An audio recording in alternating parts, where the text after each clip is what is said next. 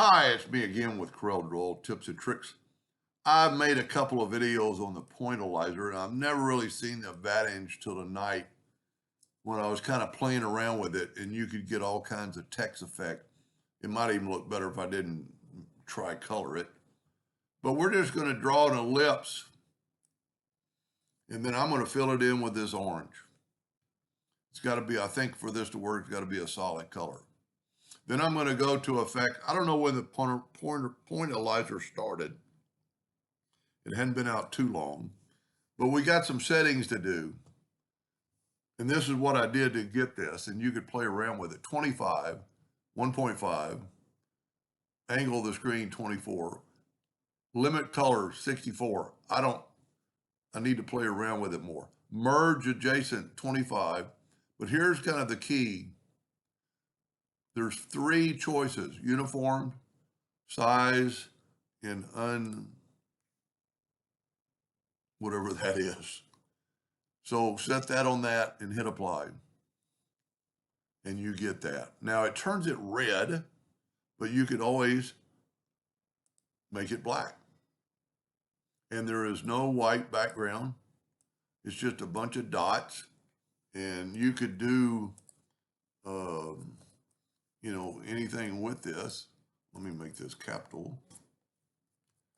And to get some good effect, let's use Arial black.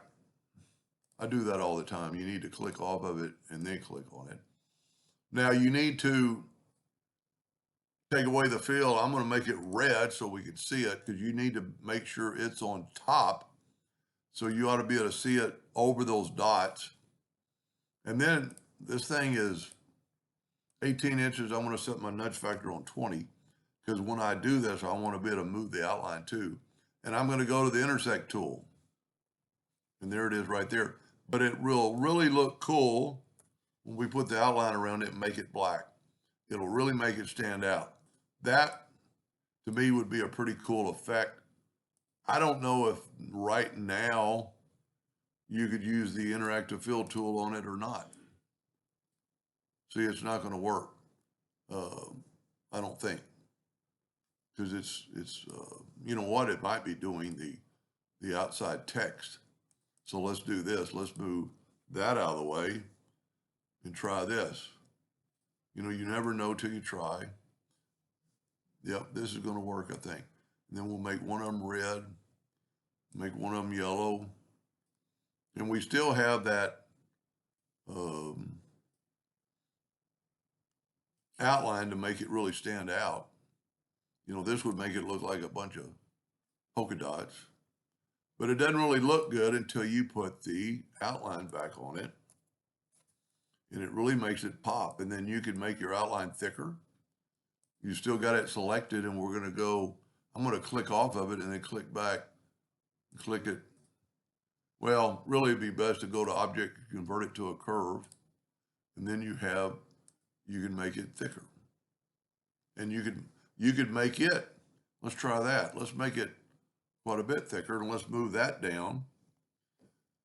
And let's use the interactive fill tool on it. No, it's doing the inside. That's not what I want. You know what? We've got to go to object and convert the outline to an object for that to work. There we go.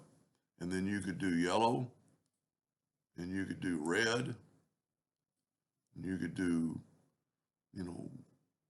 blue. And because we've nudged, and you could put quite a few more colors in there, I think this will really make it going to stand out.